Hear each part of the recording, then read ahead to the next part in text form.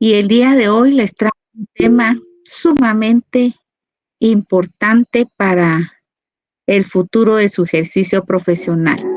Buenas tardes, licenciada. Buenas tardes, compañeros. Martita. Buenas tardes todos. Buenas tardes, licenciada. Todas. ¿Qué tal, Eddie? Buenas tardes. Vamos a iniciar el tema de hoy relacionado con los contratos traslativos de dominio. Esta clase de contratos son los que más se utilizan en nuestro medio. ¿Y cuáles son? La compraventa, la permuta, la donación y el contrato de mutuo. Son contratos traslativos de dominio porque a través de esta clase de contratos se transfiere el derecho de propiedad. ¿Qué vamos a ver el día de hoy? Vamos a ver el primero, el de compraventa. La próxima semana veremos la permuta, la donación y la siguiente semana el contrato de mutuo. Entonces vamos a empezar. Si no hay ninguna pregunta, ninguna duda, nuestra evaluación final es hasta el 30 de noviembre. Ustedes empiezan sus exámenes finales el 20 de noviembre, tengo entendido. Y el 30, que es el último examen, va a ser el de civil. Bueno, entonces tenemos todavía buen tiempo para desarrollar las clases, ¿verdad? Entonces, les cuento que el programa que aprobó Junta Directiva ya lo terminaron. Ya lo terminamos. Esto de los contratos, yo consideré que es importante enseñárselos porque de eso va a depender mucho la actividad que ustedes van a hacer como profesionales.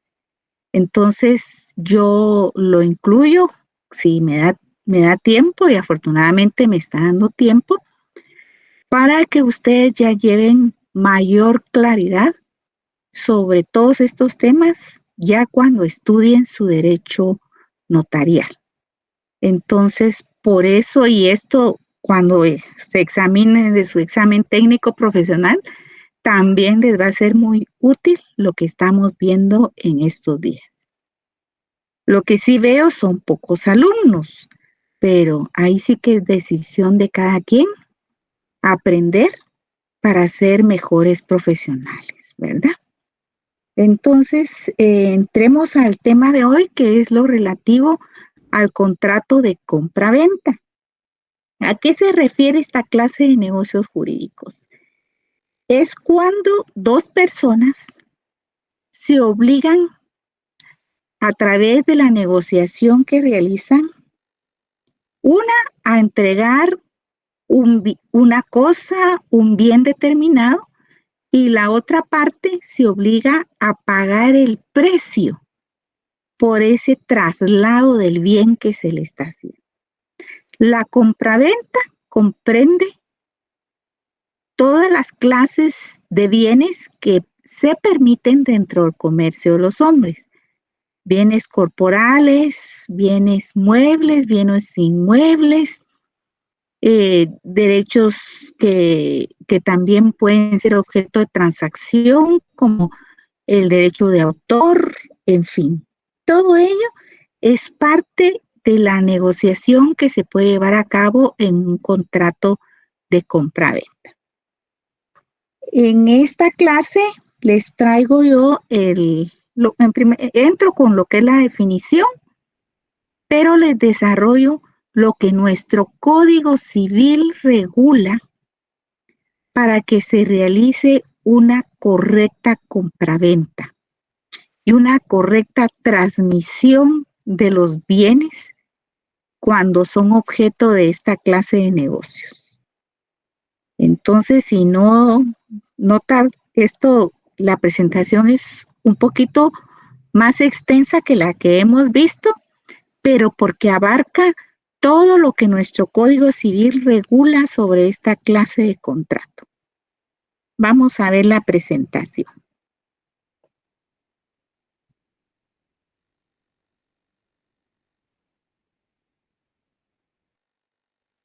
Los contratos traslativos de dominio.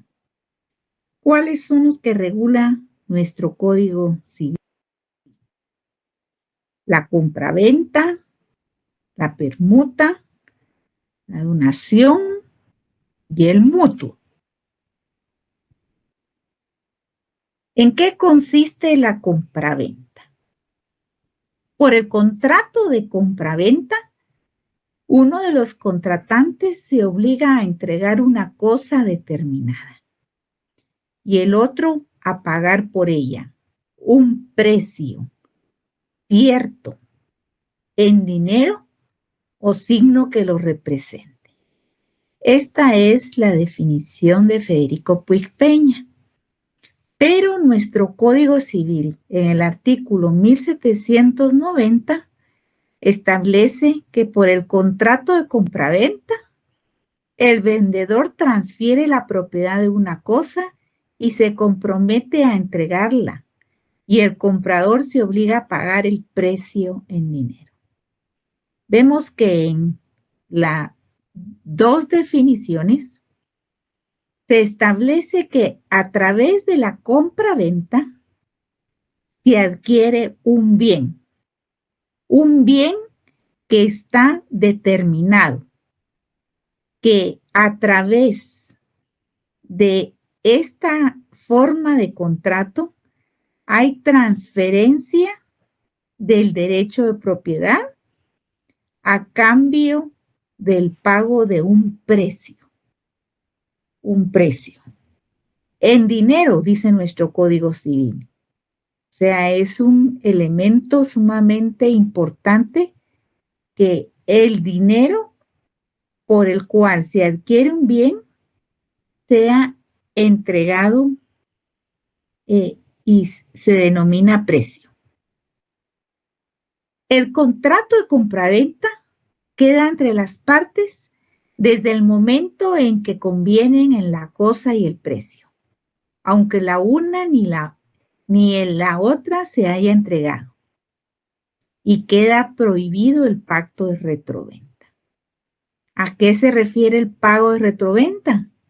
A que la persona que vendió después es la que compra el mismo bien. Esto nuestra legislación no lo permite. Y en el caso del marido, no puede comprar de su mujer ni esta de aquel, aunque haya separación de bienes. También es otra prohibición que establece nuestro Código Civil. Además de la retroventa, está prohibido que haya compra de bienes entre esposos. La naturaleza jurídica del contrato de compraventa es esencialmente un contrato traslativo de dominio. ¿A qué se refiere esto? Cuando estudiamos las facultades del derecho de propiedad, vimos que a través del derecho de propiedad existe la transferencia, cuando es traslativo, del uso, goce y disfrute del bien. Entonces, ese es el dominio por el cual se transfiere a través de un contrato de compraventa. Elementos del contrato de compraventa. Tenemos los elementos personales, los reales y los formales. En el caso de los elementos personales tenemos el vendedor, que es la persona o personas que poseen la propiedad del bien y que desean enajenarlo a cambio de un precio determinado. Y el comprador, la persona o personas que están en disponibilidad de realizar la compra del bien y tienen voluntad de pagar el precio requerido por dicha cosa. El artículo 1790 del Código Civil establece que a través de esta forma de contrato, el vendedor transfiere la propiedad de una cosa y se compromete a entregarla, y el comprador se obliga a pagar el precio en dinero. O sea que a través de esta forma de contrato tiene que haber entrega del bien y por parte del comprador el pago de un precio, para que exista el perfeccionamiento de una compraventa. Ambos deben tener la capacidad de negociar y ser mayor de 18 años y poder disponer de la cosa. Dichos requisitos se encuentran regulados en los artículos 8 y 1794 del Código Civil.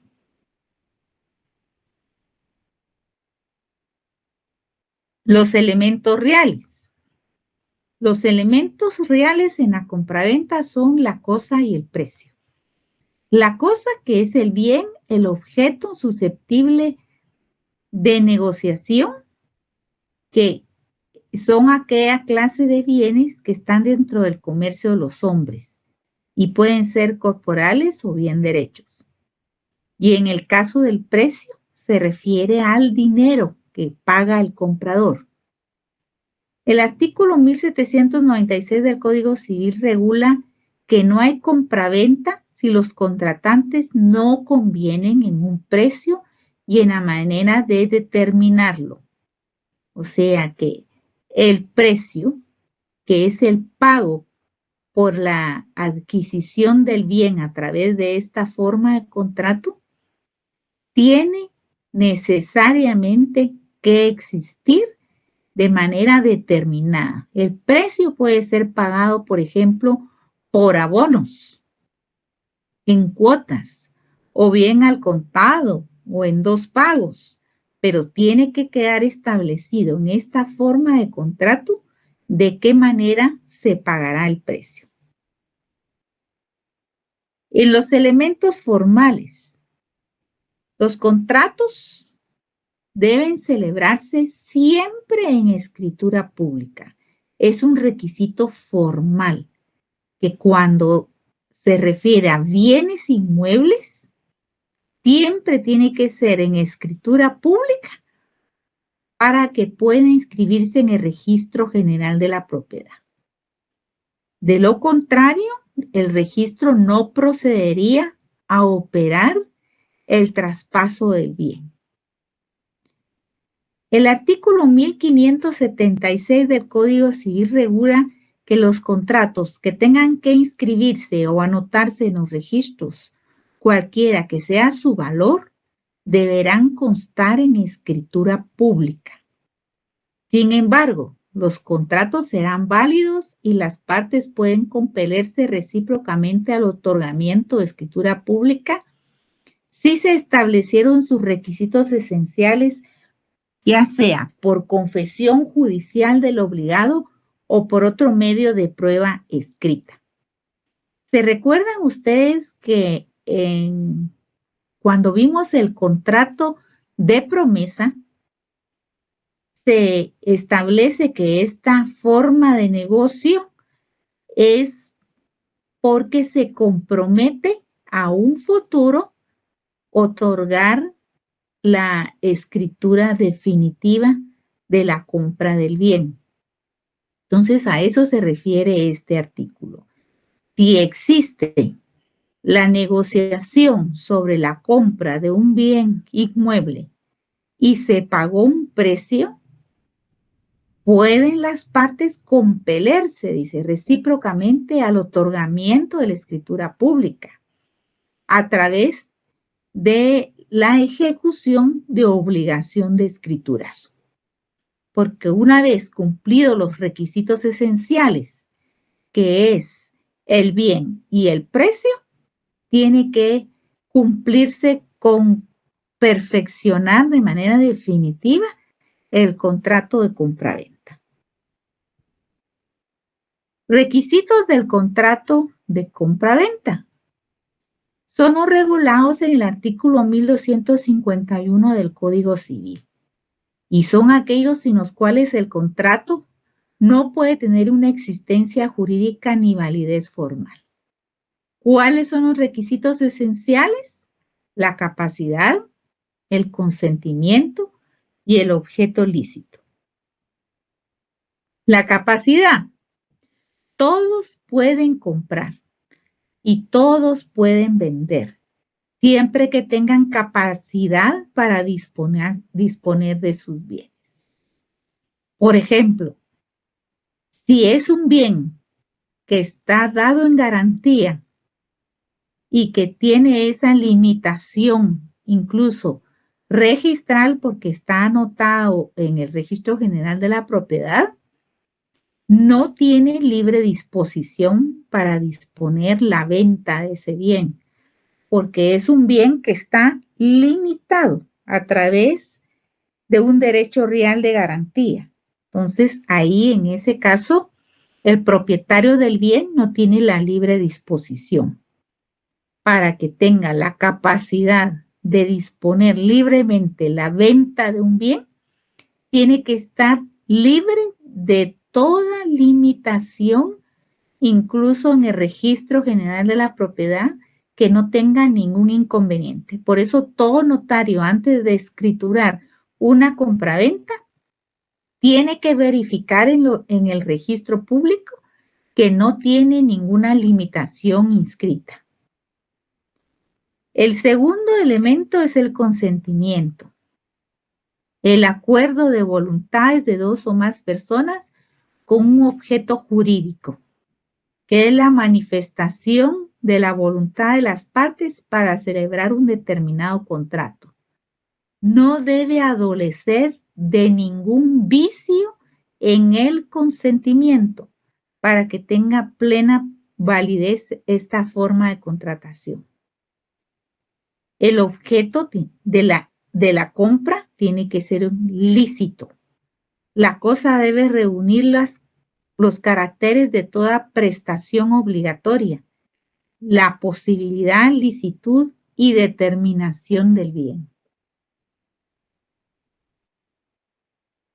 ¿En qué consisten las características del contrato de compraventa? En que ambas partes se obligan recíprocamente.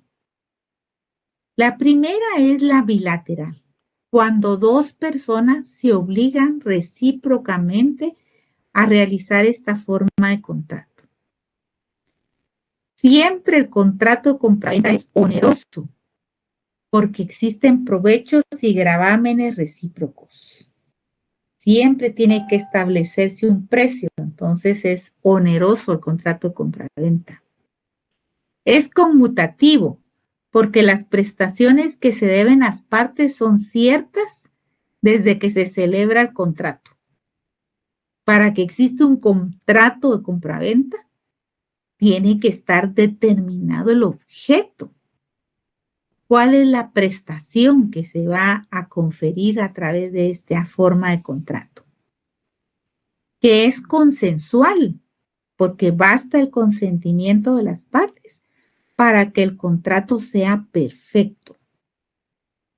Principal, el contrato subsiste por sí solo.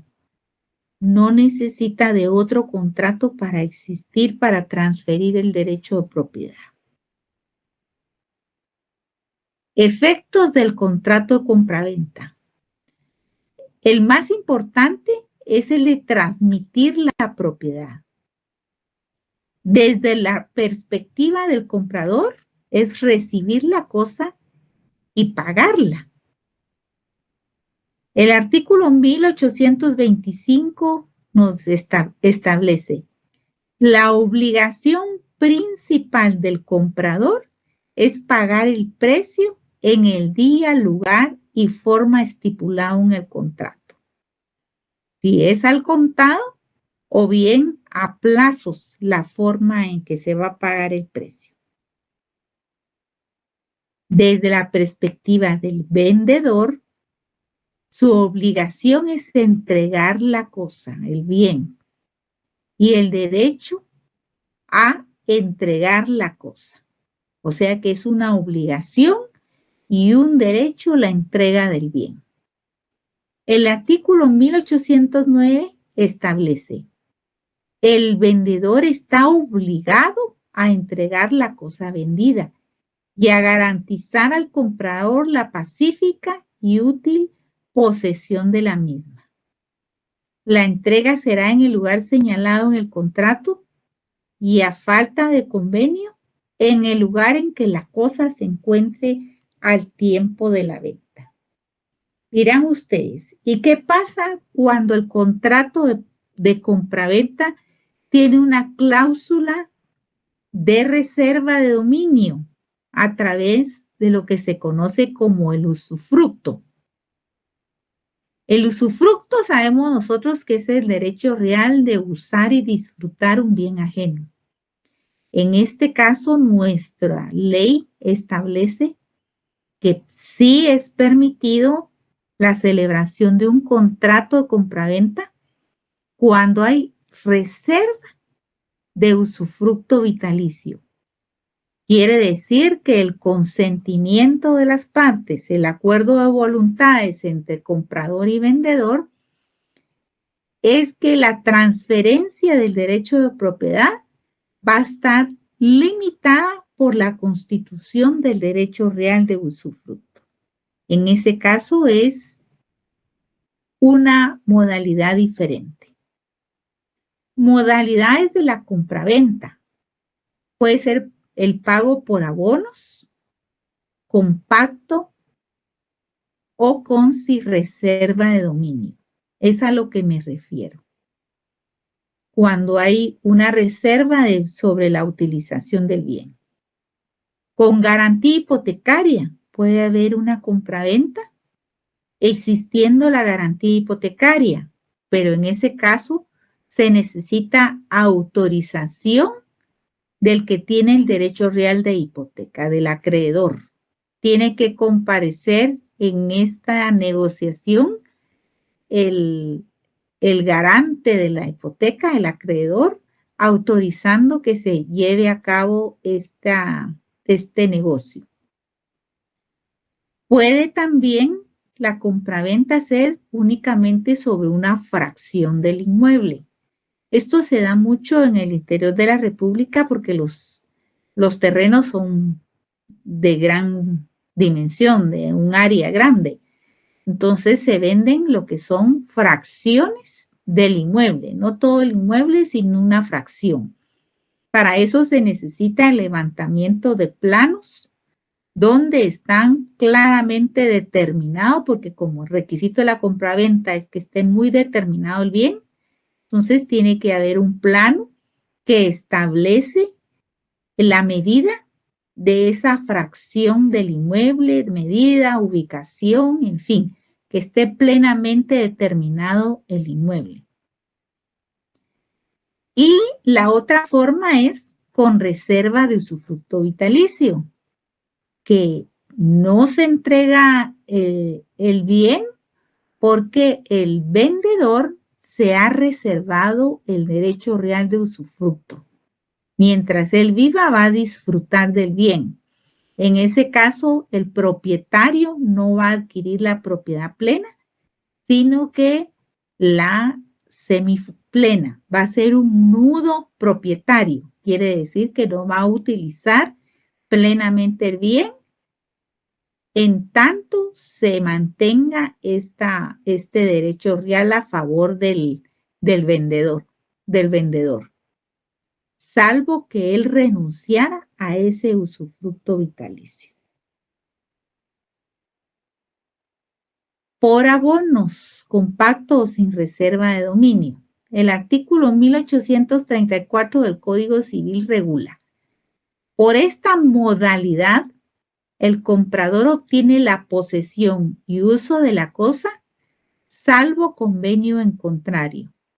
Pero mientras no haya adquirido la plena propiedad, le queda prohibido cualquier enajenación o gravamen de su derecho sin previa autorización escrita del vendedor, o sea, del usufructuario. Se hace una compra del bien, pero como se está pagando por abonos, ese bien no lo tiene totalmente cancelado y por lo tanto no podría realizar ninguna hipoteca, darlo en garantía, si no cuenta con la aprobación del vendedor, porque no ha sido cancelado el precio del bien. con garantía hipotecaria. En estos casos, la venta del bien inmueble es por abonos. Lo usual es constituir hipoteca sobre el mismo bien que se compra, y en estos casos en la misma escritura se lleva a cabo la venta y el nuevo comprador, ya siendo propietario, constituye la hipoteca sobre el bien que fue comprado. Derecho real que grava un bien para garantizar el cumplimiento de una obligación, afectando únicamente al bien sobre el que se impone sin que el deudor quede obligado personalmente. Lo que se hace en estos casos es que se elaboran dos escrituras públicas para la celebración del negocio jurídico. Una que es el de compraventa del bien inmueble y la segunda es la de un contrato de mutuo en el cual se constituye la hipoteca sobre el mismo bien que fue objeto de la negociación. Ambas escrituras tienen que ingresar ese mismo día, primero una, que es la de compraventa, y luego la de mutuo, que tiene constituida la hipoteca, para que las dos escrituras sean operadas el mismo día y una a continuación de otra en el Registro General de la Propiedad.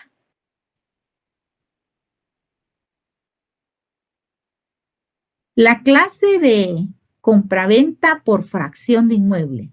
Frecuentemente situamos que lo que se va a vender no es toda la finca, solo una parte de ella, por lo cual es necesario desmembrar una fracción. Esta segregación puede hacerse según la normativa vigente de dos formas. Una, que es desmembración a favor del mismo dueño, y la otra, efectuar la venta de la fracción. La fracción que se desea vender cuando es por el mismo dueño es que forme un nuevo cuerpo y una nueva finca por un número distinto al que tiene la finca matriz. ¿Qué sucede aquí? Se hace el plano de desmembración, medidas, ubicación, área, todos los detalles de la fracción de terreno, y el dueño hace desmembración para sí mismo, así se llama la escritura. Así van a aprender ustedes en derecho notarial a elaborar esa escritura pública. Aquí comparece el propietario del bien y hace la desmembración para sí. De esa manera va a obtener que la propiedad se divida y tenga esa nueva finca un nuevo número de inscripción en el Registro General de la Propiedad. La escritura matriz va a conservar el mismo número de identificación en el registro y la nueva finca es la que va a formar nuevo número. Entonces, el propietario de la finca ya no va a tener una sola finca, sino va a tener dos fincas inscritas a su nombre. La otra es efectuar la venta de la fracción. En la misma escritura de compraventa se realiza la separación. En ese caso, de una vez la fracción de terreno se vende a otra persona. Con reserva de usufructo vitalicio. Es usual que el vendedor venda el inmueble, pero se retiene para sí el usufructo. Es decir, este puede seguir usando y disfrutando del bien de sus frutos en forma vitalicia, de por vida, el resto de su vida. En estos casos, lo que se vende es la nuda propiedad, reservándose el vendedor el usufructo vitalicio. Por esta modalidad, el comprador adquiere la propiedad con la limitación que se extingue con la muerte del vendedor, o bien que él renuncia al derecho real de usufructo vitalicio.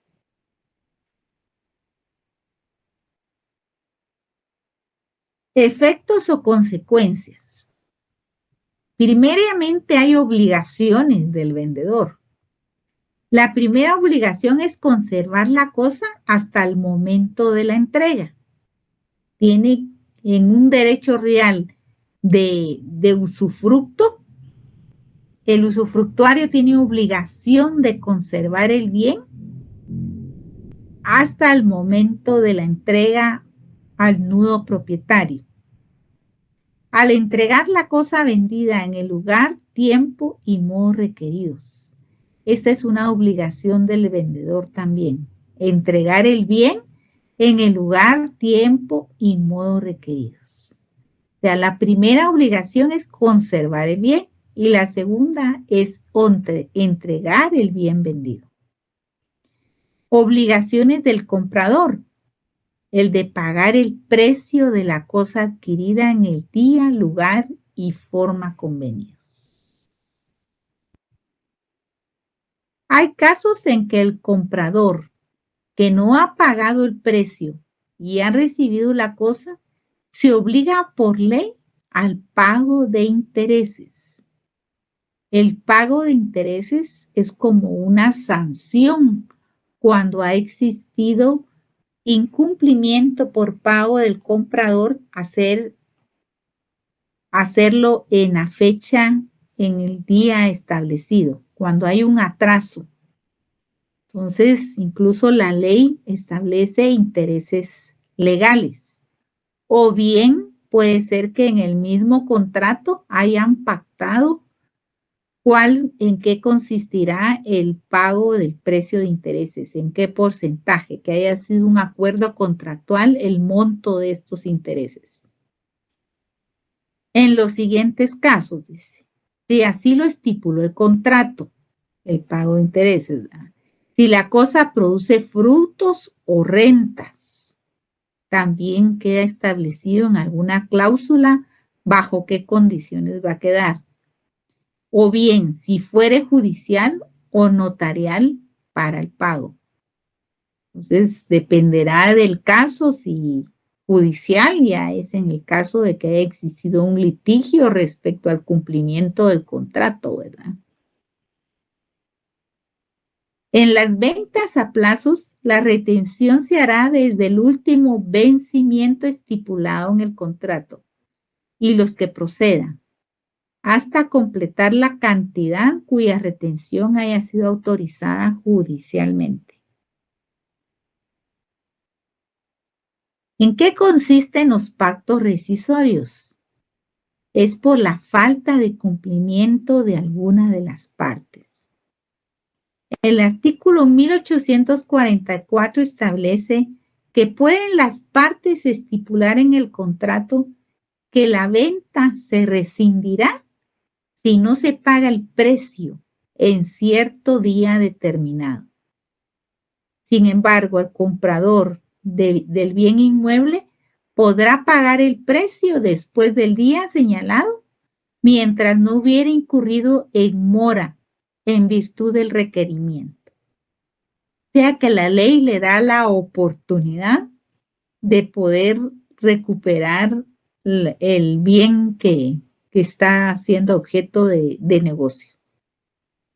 También el artículo 1801 hace referencia cuando vendida una cosa, expresando su especie y calidad, el comprador tiene derecho a que se resuelva el contrato si la cosa no resulta de la especie y calidad convenida.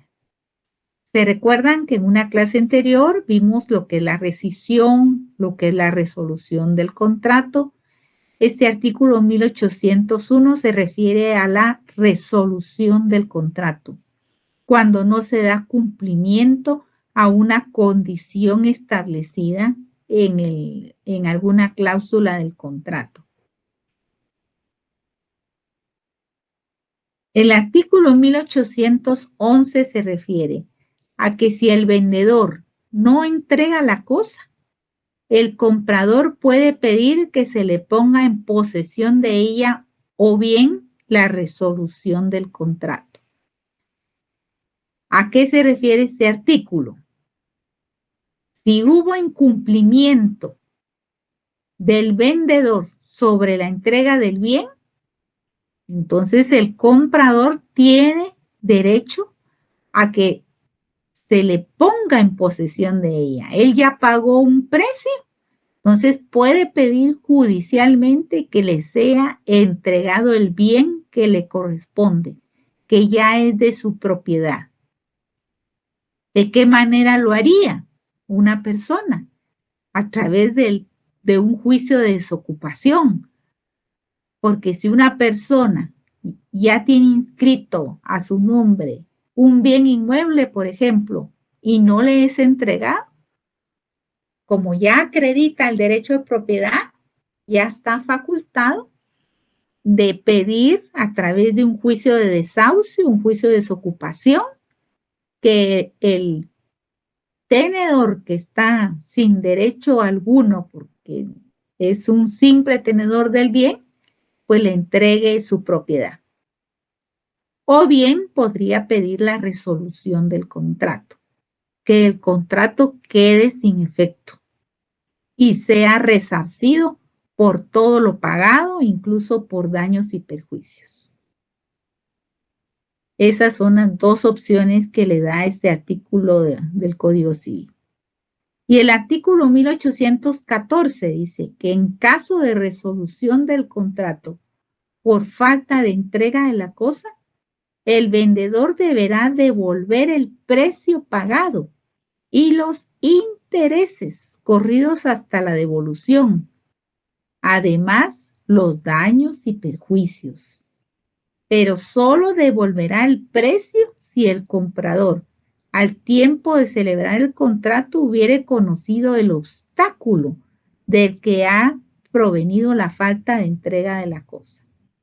O sea, cuando ya ha existido pleno consentimiento de las partes, entonces en ese caso la ley no reconoce el derecho de pedir el pago de daños y perjuicios ni de intereses.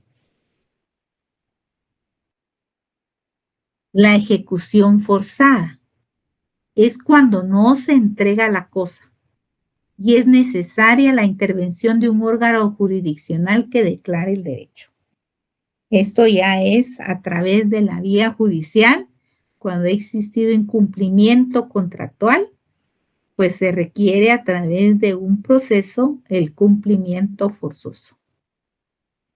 Cuando se ha pagado parte del precio y en el contrato no se estipuló plazo para el pago de la otra parte, si el comprador no paga el resto dentro del plazo que el juez señale prudencialmente o no otorga la garantía convenida, puede el vendedor pedir la rescisión, devolviendo la parte del precio pagado, deducidos los impuestos y gastos del contrato que hubiera hecho efectivos. Por eso tenemos que son pactos rescisorios. ¿Cómo puede dejarse sin efecto un contrato de compraventa? Pues si fue pagado el precio y no le fue entregado el bien, pues plantea una demanda judicial para que sea devuelto y sea estimado el pago de daños y perjuicios. Entonces, en este caso, el vendedor pide la rescisión, devolviendo la parte del precio pagado. O sea, el que vendió tiene que devolver lo que le fue pagado, porque se va a rescindir el contrato de compraventa. ¿Qué es el saneamiento? Es considerado como un deber de garantía, puesto que un vendedor, si no cumple solamente con la entrega de la cosa objeto del contrato, sino que debe de garantizar la posesión útil y pacífica de la misma. Esto lo vieron ustedes en Derecho de Obligaciones 1, lo que es el saneamiento. Cuando ha existido incumplimiento del vendedor en todas las escrituras de compra-venta, siempre debe de incluir el notario la cláusula de saneamiento, porque a través de esta cláusula del Código Civil le da garantía al comprador de que el bien por el cual ha pagado un precio le está garantizado. Dice, la finalidad de cualquier contrato desaparecería si en efecto el adquiriente se ve desposeído del bien por una sentencia judicial firme o no resulta útil para él porque la cosa poseía defectos, los cuales no eran evidentes al momento en que se realizó la entrega del bien. Estos casos son conocidos como saneamiento por evicción. Cuando existía un juicio pendiente, por ejemplo, un juicio ejecutivo de cobro de una deuda, y viene el propietario del bien, mejor decide venderlo rápidamente y le oculta al comprador que tenía un juicio en trámite. Entonces, si eso va a perturbar el derecho de adquisición del bien de la parte vendedora, para eso es el saneamiento.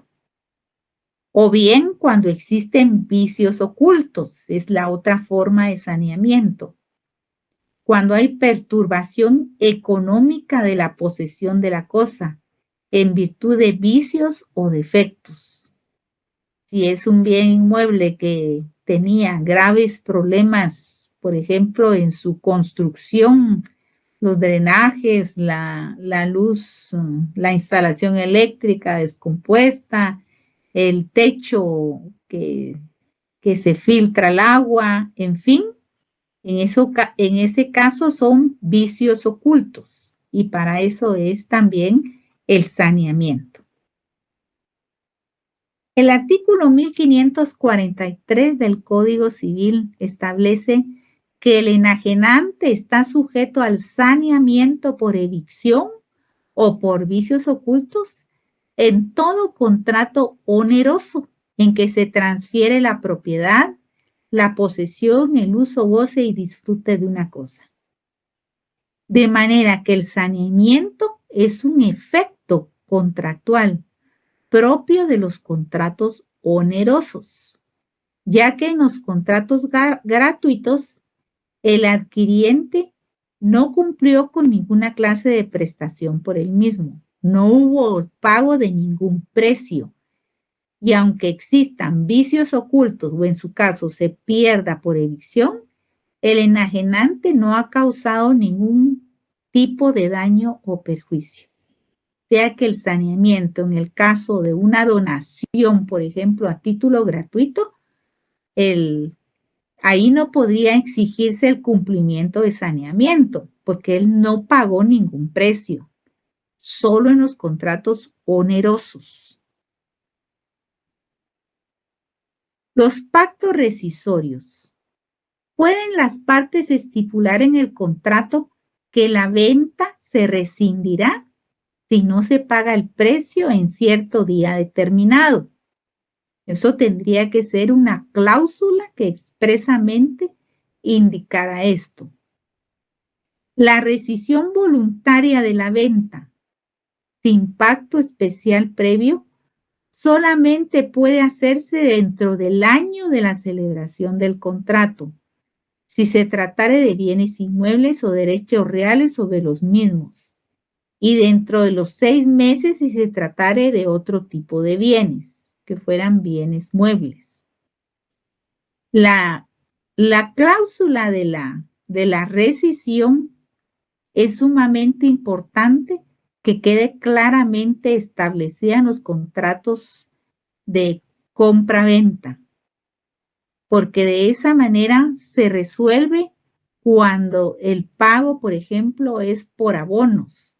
En el caso de los contratos en los cuales el pago se hace en un solo negocio, a la hora de escriturar se hace el pago y la entrega del bien también se hace de manera inmediata. En ese caso no es necesario que exista la cláusula de rescisión, es sobre todo en los contratos de compraventa por abonos. Es cuando es necesario obtener estas cláusulas aclaratorias de rescisión. En el pacto de reserva de dominio, el derecho del vendedor que domina el bien hasta que se paga la totalidad del precio. En este caso es cuando se hacen varios pagos, pero el vendedor conserva el derecho de utilizar el bien. No hace la transferencia del bien, sino que hasta que es pagado en su totalidad. Es otra forma de decisión de celebrar un contrato de compraventa. El pacto comisario o de la ley comisoria. Este pacto consiste en que los contratantes acuerdan que el contrato se rescinde si el precio fijado en el contrato no se paga en el día específicamente determinado. En ese caso, el contrato se rescinde automáticamente, según el artículo 1844. Eso lo tendrían que pactar expresamente las partes. Son cláusulas que quedan establecidas en los contratos y si se da esta situación, pues tiene derecho el vendedor a rescindir el contrato. No le fue pagado el precio y por lo tanto rescinde el contrato automáticamente. Es una cláusula bastante hay que pensarla antes de ponerla en un contrato, pero es decisión de las partes decidirlo, ¿verdad? Pacto del mejor comprador. Esta forma consiste en que los contratantes acuerdan que el contrato quedará rescindido si durante el transcurso de cierto tiempo, que no puede ser mayor de 6 meses en caso de bienes inmuebles y 3 meses en caso de otros bienes. Aquí, si viene una persona que ofrece un mejor precio para la cosa vendida, en ese caso puede celebrarse un nuevo contrato con la persona que hace la mejor oferta, siempre y cuando se pruebe que no existe corrupción entre el vendedor y la persona que ofrece el mejor precio. Eso lo tiene contemplado el artículo 1847 del Código Civil. Por supuesto, son acuerdos de voluntades de las partes. Sabemos que nadie puede ser presionado de ninguna manera para consentir esta forma de cláusulas contractuales. Y muchas gracias. Hasta ahí tenemos lo relativo al contrato de compraventa. Con mucho gusto, si tienen alguna duda, podemos conversarlo. Bueno. Entonces ya vimos la presentación sobre la compraventa. Cuando a ustedes les corresponda elaborar un contrato de compraventa, tienen que tomar muy en cuenta los los requisitos que deben que calificar respecto al contrato. La capacidad, el consentimiento y el objeto lícito. La capacidad. En primer lugar, tendrán que determinar si la persona ya es mayor de edad, si se identifica con su documento DPI, que sí corresponde al que aparece en el RENAP, ¿verdad? Que no es falso, sino que es auténtico. Por ello, siempre que les encomienden realizar una escritura pública, no la hagan en el momentito. Hay que convencer a la persona que ustedes lo van a elaborar, pero de manera cuidadosa. No le vayan a decir, voy a ir a investigar si el DPI no es falso, porque es avisar, ¿verdad?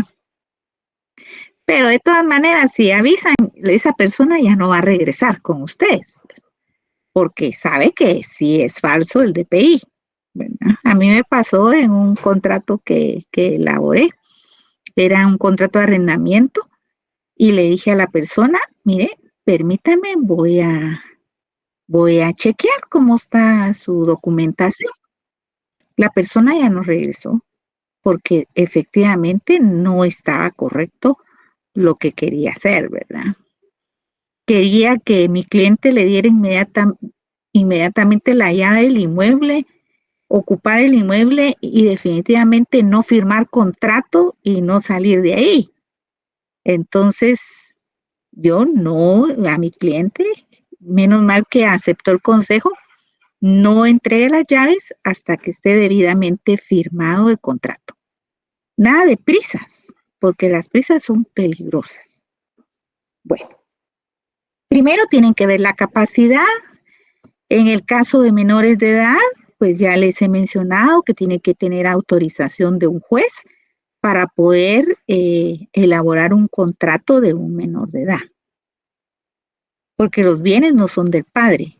Cuando los bienes son de los menores de edad, tienen que tener autorización judicial. Bueno, la capacidad.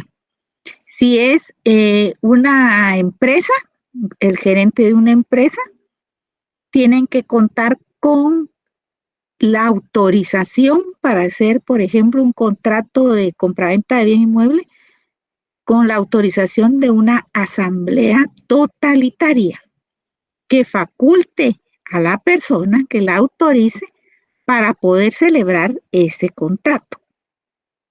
Si no tiene esa autorización, entonces no puede elaborarse la escritura porque afectaría a la parte compradora, ¿verdad? Entonces no va a poder operarse un traspaso porque no se cuenta con esa autorización y eso además tiene que hacerse constar en la escritura. Algo muy importante, yo les he hablado del mandato. En la clase anterior vimos lo relativo al mandato. Algunas veces van a llegar personas a su notaría para que les elaboren escritura pública y acreditan la capacidad que tienen para firmar el contrato con un mandato que dice que le entregó, por ejemplo, su hijo, ¿verdad? Ese documento, ese mandato, tiene que ser debidamente analizado. ¿Por qué? Si fuera compraventa de un bien inmueble, para que el Registro General de la Propiedad opere una inscripción registral, se rige por ciertas normas. El Registro General de la Propiedad tiene sus propias normas de calificación que si ve que un mandato no está claro en sus cláusulas, no inscribe la propiedad. Tiene términos de calificación registral. El Registro General de la Propiedad está facultado para tener normas de calificación de los documentos que se someten para poder inscribirlo. Y lo rechaza el registro si ve algo incorrecto.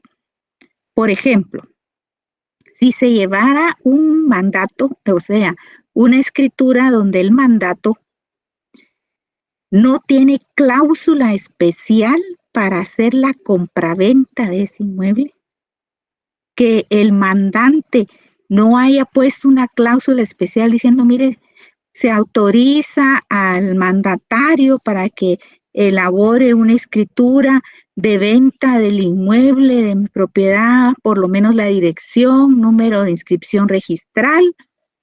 Entonces ahí no tendría por qué el registro hacer objeción de la operación registral. Entonces, si eso no aparece ahí, sino que deja, solo otorgo un mandato general con representación a favor de mi hermano de nombre tal, para que haga uso de todos lo que corresponda a mis intereses, ese mandato no llena los requisitos como para hacer una compraventa. O que diga, lo autorizo para vender los bienes que yo tengo. Tampoco. El Registro General de la Propiedad no lo acepta y no va a hacer la operación registral. Entonces, como notarios, ustedes van a declarar que tienen a la vista el documento con el cual acredita la representación el compareciente y da fe el notario de que esa representación cumple a cabalidad con los requisitos legales. Eso dicen las escrituras cuando se presenta un mandato. Ustedes, al ser notarios, tienen esa responsabilidad notarial de haber sido cuidadosos de leer los documentos antes de hacer la escritura. Y si no existe esa cláusula de autorización, no vayan a hacer esas escrituras públicas. Porque imagínense, está la parte vendedora y la parte compradora. La parte compradora va a dar el dinero por la compra del inmueble. Y eso no lo operan en el Registro General de la Propiedad. Imagínense. Y después ustedes queriendo localizar a la vendedora y la vendedora aparece o el vendedor no aparece. ¿Qué van a hacer para solucionar ese problema? Estarían en una situación muy complicada y muy delicada por la responsabilidad notarial que van a tener a la hora de elaborar esa escritura pública. Entonces, van a tener que tener mucho cuidado a la hora de elaborar esta clase de contratos, ¿verdad? Simplemente revisar y si no cumple los requisitos, pues no se hace esa escritura. Preferible perder los honorarios de la escritura y no estar en un problema legal donde van a tener responsabilidad por haber hecho algo no correcto, no bien revisado, ¿verdad? El consentimiento.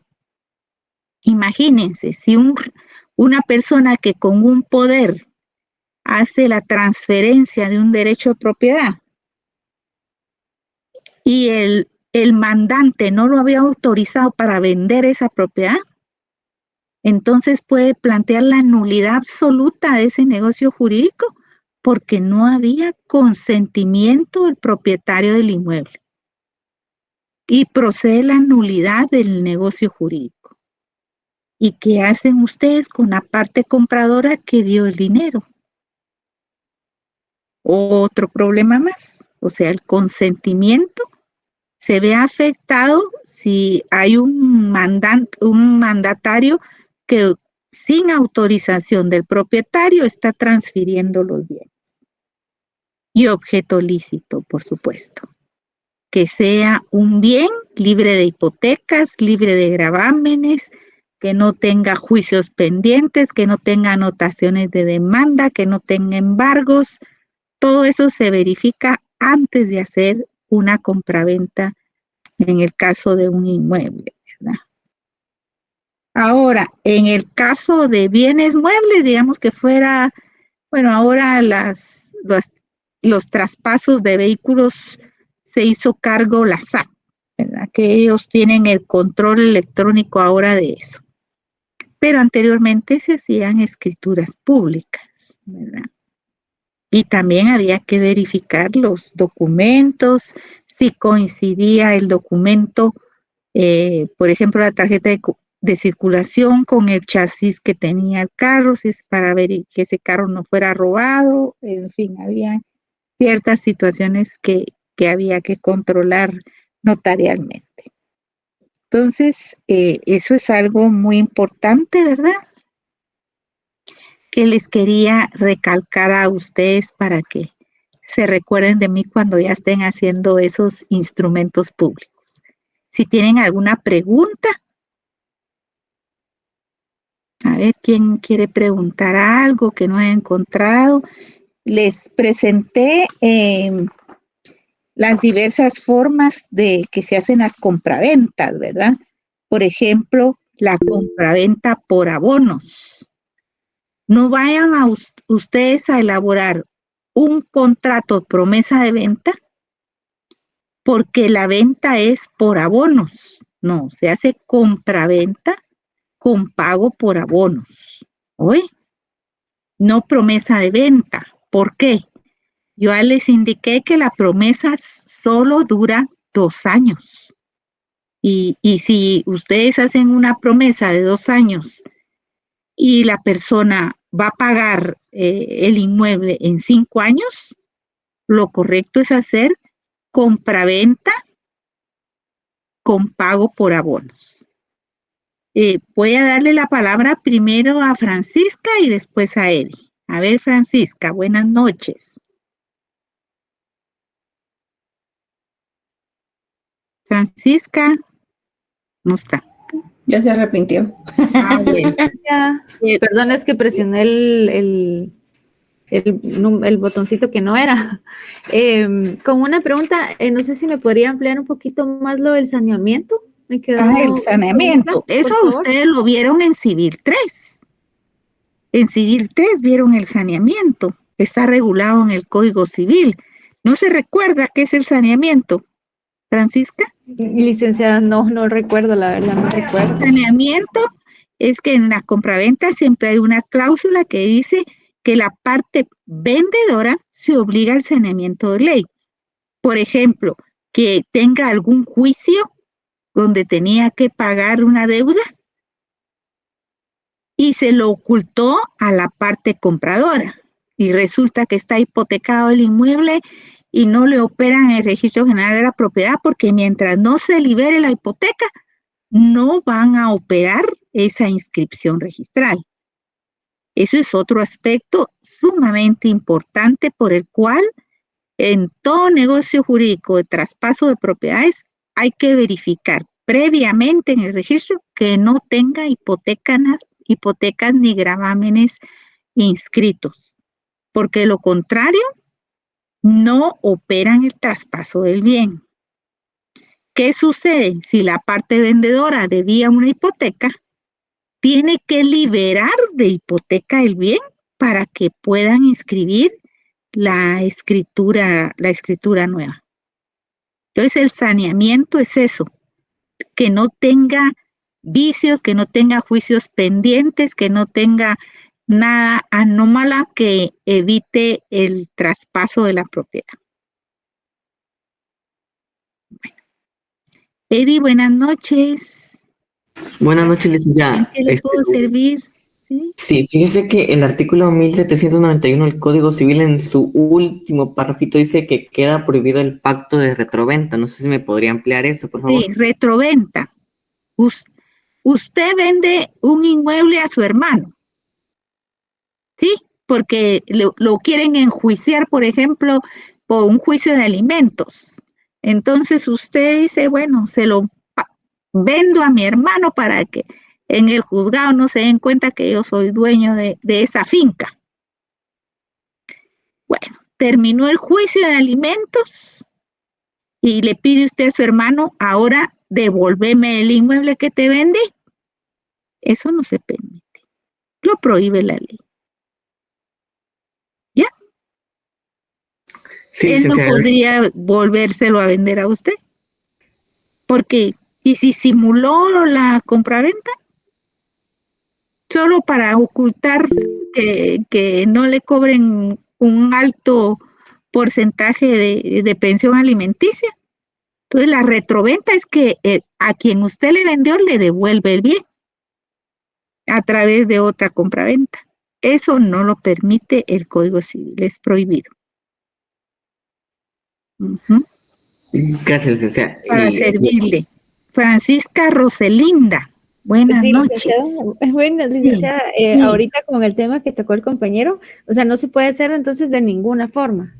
Aunque por ejemplo. Compra-venta, estoy hablando de compra-venta. Aunque le venda cualquier persona, yo no puedo volver a comprar esa misma cosa. No, ya en no, alguna otra ya circunstancia. no puede que le regresen, no. Ah, ok. Como dije al principio, cuando presenté el tema, los contratos traslativos de dominio son la compraventa, la permuta, la donación y el mutuo. En este caso de la compraventa, la ley expresamente prohíbe la retroventa. Se está refiriendo a otra compraventa que lo va a retrotraer, ¿verdad? Yo lo vendí y ahora yo lo compro. Eso no se permite. Pero sí se permite la donación, la permuta, ¿sí? Eso sí se permite. Pero esos son otros contratos. Permuta no es lo mismo que compraventa. Donación no es lo mismo que compraventa. Lo que prohíbe el Código Civil es la retroventa. Yo vendo y usted otra vez me lo vende a mí. Eso es lo que no permite el Código Civil. ¿Estamos claros? ¿Comprendieron? Licenciada, yo sí, gracias. Vaya, muy bien, para servirles. ¿Y qué otra duda les quedó? Estos temas son bien importantes para ustedes. Eddie, buenas noches. ¿Otra vez? ¿Le escucho? Sí, licenciada, fíjese que tenía otra consulta con el tema si hay diferencia entre una compraventa civil y otra en materia mercantil. Sí hay diferencias. El próximo año ustedes van a recibir sus cursos de derecho mercantil. El derecho mercantil es otra disciplina del derecho privado, pero específicamente es sobre negociaciones comerciales, donde intervienen comerciantes. ¿Qué pasa ahí? Van a estudiar el próximo año que los principios que rigen el derecho mercantil son más flexibles que los civiles, que lo que hemos visto aquí. Existe un código código de comercio. Ese es el nombre de lo que ustedes van a estudiar, el código de comercio, así se llama. Por supuesto, es supletoriamente aplicable el Código Procesal Civil y Mercantil, pero los principios del derecho mercantil son más flexibles entre las contrataciones. Le pongo un ejemplo. Corresponde al derecho mercantil cuando se les proporciona una tarjeta de crédito, ¿sí? Le mandan a la casa, usted tiene su cuenta en un banco, viene el del banco y le manda a su casa el plástico. Le mandan a ofrecer la tarjeta de crédito, pero de una vez se la mandan para que usted la use porque es buen cliente en el banco. Viene usted y lo utiliza. Utiliza la tarjeta de crédito. ¿Qué pasa aquí? Usted no firmó ningún contrato. No lo firmó. Entonces, yo no pago la tarjeta de crédito porque yo no firmé ningún contrato con el banco. Entonces, no tengo contrato con ellos y por eso lo puedo usar y no lo pago. Y a ver que me demanden, voy a decir que no tengo tarjeta de crédito. No he firmado ningún contrato con ellos. ¿Qué le parece? Existe ya jurisprudencia de la Corte de Constitucionalidad que establece que el hecho de utilizar la tarjeta de crédito, usted ya hizo un contrato mercantil con ellos, porque lo utilizó. Y en consecuencia está obligado a pagar. Porque lo que prevalece en las contrataciones mercantiles es la buena fe de las partes. Y si usted utilizó el bien, pues tiene que pagar el consumo que tuvo. Así de sencillo. De hecho, mercantil, por eso les digo, está regido por otra clase de principios que hacen más fácil las relaciones comerciales entre las partes. Derecho civil, como hemos visto, es más estricto en sus principios y en su aplicación de la ley. Por ejemplo, en el caso de la compraventa de bienes inmuebles, la ley exige que sea elaborada en escritura pública. Está taxativamente, llamamos nosotros, taxativamente regulado en la ley. Y así tiene que ser elaborado. No le dan la opción, usted decide hacer un contrato preimpreso, un contrato de adhesión ya elaborado, y el de la tarjeta de crédito solo firma ahí, pero ya está elaborado en papel bond, impreso ya por la imprenta. Eso no lo permite el Código Civil para el caso de una compraventa. En mercantil se dan esta clase de contratos. Gracias, licenciada. Y ahora, disculpe, otra consulta ahorita, y no sé si la mencionó usted en la presentación, pero me causaba ahorita duda, por ejemplo, si existe una pluralidad de un contrato de compraventa sobre un mismo bien inmueble, ¿verdad? Entonces, ¿cómo Por se supuesto, se llama compra en copropiedad. ¿La copropiedad qué es? Cuando dos o más personas pueden vender o bien pueden comprar un bien porque está acorde a sus intereses. Por lo regular, cuando son esposos y están casados bajo el régimen de comunidades gananciales, lo más apropiado es que ambos sean compradores de un inmueble. ¿Por qué?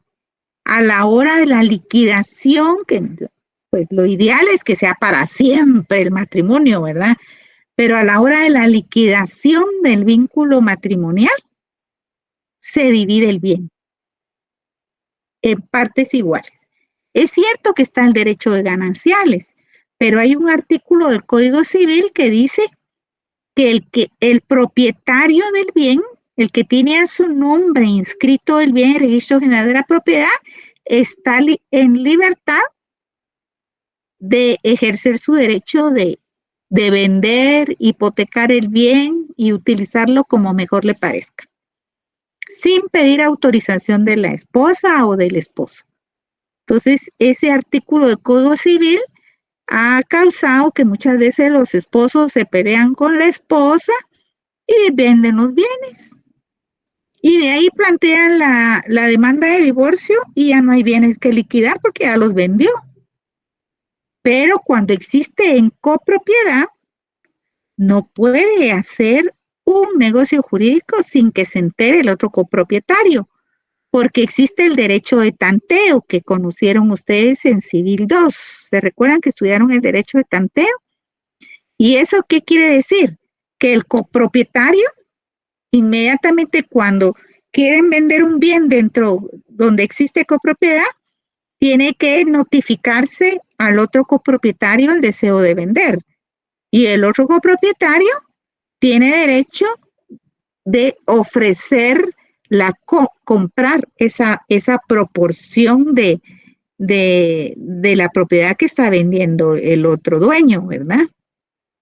Entonces, tiene derecho preferente de compra. Ahora, si no tiene dinero para comprar el 50% del otro, entonces sí, ya queda en libertad de vendérselo a cualquier otro particular. Pero existe. Sí, ahí estamos. Por eso les digo yo que este curso da lugar, o sea, ustedes ya estudiaron Civil 1, vimos la capacidad. Civil 2, estamos viendo el derecho de propiedad. Civil 3, derecho de obligaciones, y ahorita con contratos. Todo se va relacionando. Por eso es importante que cada una de las etapas que ustedes están estudiando lo hagan lo mejor posible para que no les cueste ir entendiendo. Porque ahora, el próximo año van a estudiar derecho notarial y van a ver todo lo que hemos hablado en Civil 1, en Civil 2, en Civil 3, en Civil 4, para poder hacer los contratos, porque les van a enseñar a elaborarlos, ¿verdad? Pero es bonito, es la carrera, ahí está escrito todo en la ley. Lo importante es saber qué es lo que la ley tiene regulado, o bien poder localizar rápidamente en dónde está regulado la ley y consultar la ley. Por supuesto, yo no tengo todos los artículos aquí, pero sí sé en qué códigos está y por dónde está, ¿verdad? Y eso se aprende con el tiempo. Ustedes tienen que leer su ley para ir teniendo manejo de código, de los diversos, de todas las leyes, ¿verdad? Que tienen que ir aprendiendo. Pero es bonito. Y ni cuenta se dan cuando van creciendo en conocimiento. Y cada día sigue uno aprendiendo y sigue uno estudiando. En fin, es de no terminar toda la vida. Buenas tardes, licenciada. Y Pamela, buenas noches. Una consulta. Fíjese que un compañero o compañera, creo yo que en el chat de la clase escribió que de dónde a dónde abarcaba el contenido. ¿Cómo sabe que...? No, o sea, estaba preguntando que de dónde va a iniciar el examen final o si bueno. abarca todo el contenido. No, lo último es lo que yo califico. Donde sí, ya pongo preguntas de todo el contenido es en la retrasada. Ahí sí pongo todo el programa. Muchísimas gracias. Pero para el final no, para el final son los últimos temas que todavía no he evaluado. Creo que es desde la clase 16, ¿verdad? Más o menos. Sí. Gracias, licenciada, muy amable. Para servirle, Pamela. Vale 30 puntos el final, ¿verdad? Ese es el valor. Pero como les decía, todavía tenemos bastantes clases. Vamos a seguir aprovechando para ver los distintos contratos. Porque así todo lo que estudiamos sobre el negocio jurídico, ahora lo estamos viendo en los contratos, ¿verdad? Y lo que la ley regula en cada contrato en particular, ¿verdad?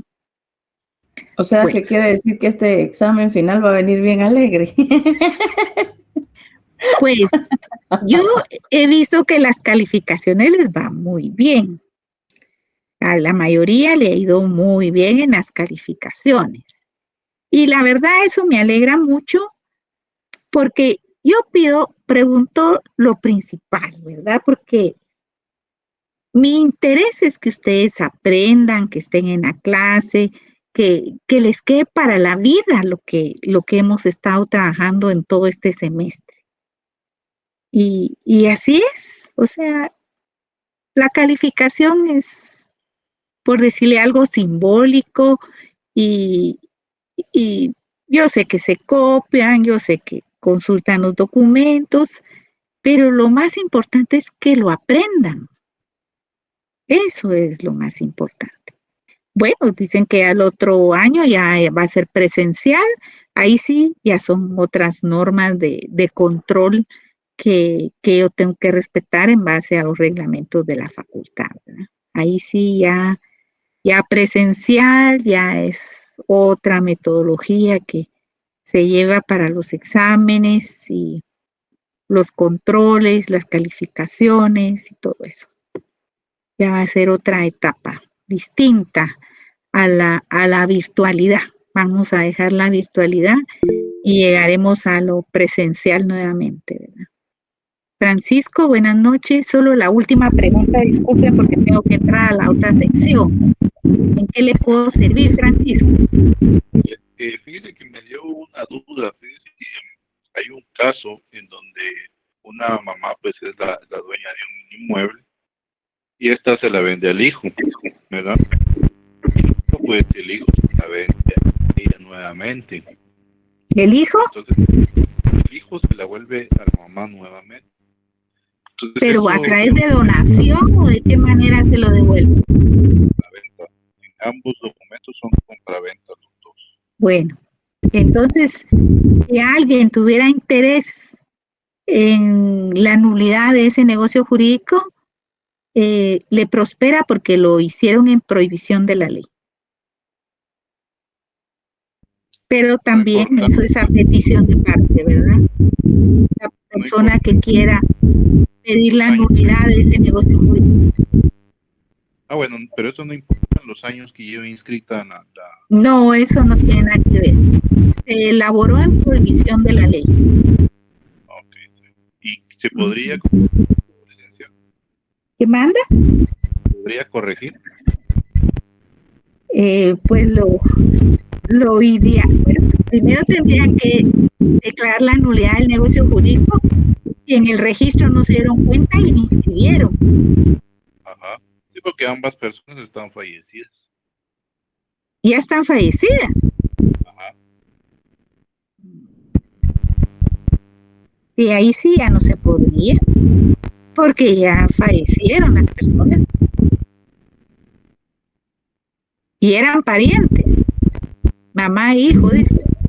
Ajá, mamá. Y hay interés en pedir la nulidad de ese negocio jurídico. Sí podría haber, porque, por ejemplo, la casa quedó intestada, ¿verdad? Entonces, sí, las partes que están vivas podrían tener interés en esa casa. Bueno, pero entonces sería de acreditar documentalmente que se hizo en retroventa, ¿verdad? Claro. Sería un elemento para plantear la demanda de nulidad del negocio. Pero ¿a quién va a demandar ahí? Sí, ahí, ¿a quién? Porque ¿A quién si ya está muerto? Ajá, o sea, tanto titular como la persona que había... Sí, en eso estoy pensando. ¿A quién van a demandar? Tienen que demandar a alguien. Sí, esa es la pregunta más... ¿Cómo se hace para demandar ahí? ¿A quién? Si ya murieron los dos. Ajá. Sí, porque si se pide la nulidad, último obviamente le toca... Tienen que demandar a un sujeto procesal. ¿Quién sería los sujetos procesales ahí? Ajá. Sí, ese es el problema. Exacto. Bueno, perdón, yo me retiro porque tengo que ir a la otra sección. Nos vemos el próximo Feliz noche, licenciada. martes. Buenas noches, hasta luego. Feliz noche, licenciada. Feliz noche, licenciada. Adiós. Feliz noche, licenciada.